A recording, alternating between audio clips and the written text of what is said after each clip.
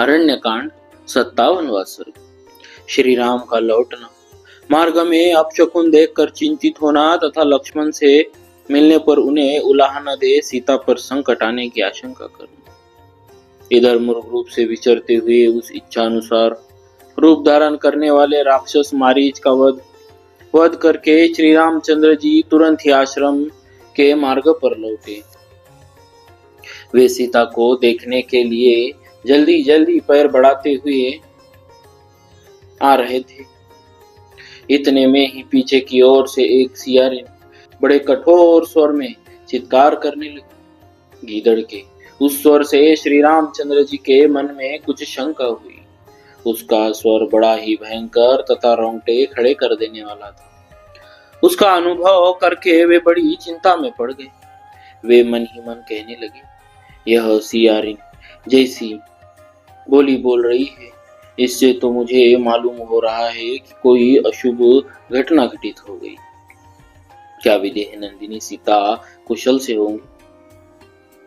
उन्हें राक्षस तो नहीं खा गए? मृग रूपधारी मारीच ने जानबूझकर मेरे स्वर का अनुसरण करते हुए जो आर्त पुकार की थी वह इसलिए कि शायद इसे लक्ष्मण सुन सके।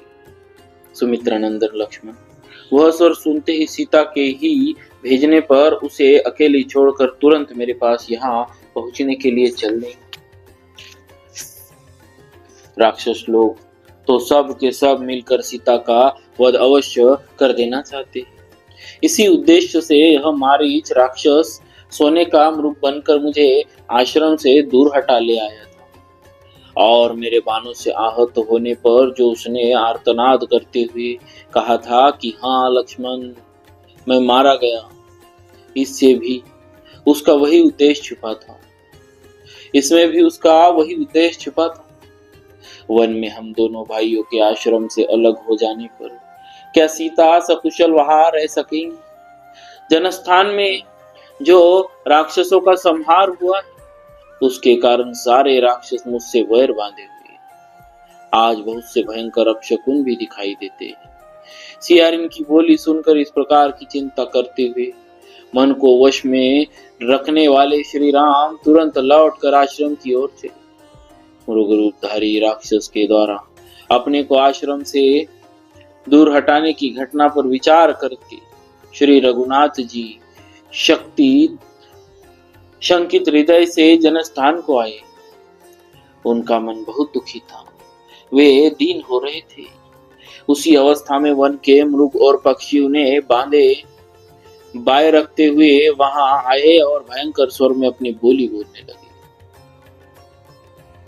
उन महाभयंकर अपशकुनों को देखकर श्री रामचंद्र जी तुरंत ही बड़े वेग से अपने आश्रम की ओर लौटे। इतने में ही उन्हें लक्ष्मण आते दिखाई दिए। उनकी कांति फीकी पड़ गई। थोड़ी ही देर में निकट आकर लक्ष्मण श्री रामचंद्र जी से मिले। दुख और विषाद में डूबे लक्ष्मण ने दुखी और विषादग्रस्त श्री रामचंद्र जी से भेंट की। उस समय राक्षसों से सेवित निर्जन वन में सीता को अकेली छोड़कर आए हुए लक्ष्मण को देख भाई श्री राम ने उनकी निंदा की। लक्ष्मण का बायां हाथ पकड़कर रघुनंदन आर्त से हो गए और पहले कठोर तथा अंत में मधुर वाणी द्वारा इस प्रकार बोले, अहो सौम्य लक्ष्मण, यह तुमने बहुत बुरा किया जो सीता को अकेली छोड़कर यहाँ चले आए। क्या वहां सीता सकुशल होंगी?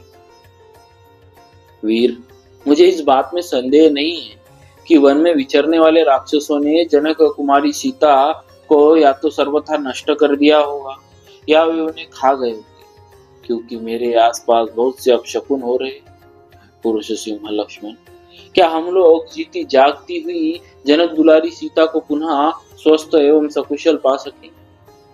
महाबली लक्ष्मण, ये मृगों के झुंड दाहिनी ओर से आकर जैसा अमंगल सूचित कर रहे, ये गीदड़ जिस तरह भैरव नाद कर रहे तथा जलती सी प्रतीत होने वाली संपूर्ण दिशाओं में पक्षी जिस तरह की बोली बोल रहे हैं, इन सब से यही अनुमान होता है कि राजकुमारी सीता शायद ही सकुशल हो। यह राक्षस मृग के समान रूप धारण करके मुझे लुभाकर दूर चला आया था। महान परिश्रम करके जब मैंने इसे किसी तरह मारा तब यह मरते ही राक्षस हो गया। लक्ष्मण, अतः मेरा मन अत्यंत दीन और अप्रसन्न हो रहा।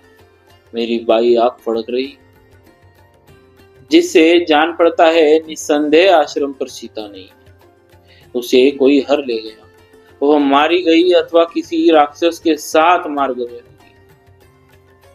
इस प्रकार श्री वाल्मीकि निर्मित आर्ष रामायण आदि काव्य के अरण्य कांड में 57वां सर्ग पूरा हुआ। बोलिए श्री सीतानंद महाराज की जय। भक्तवत्सल भगवान की जय।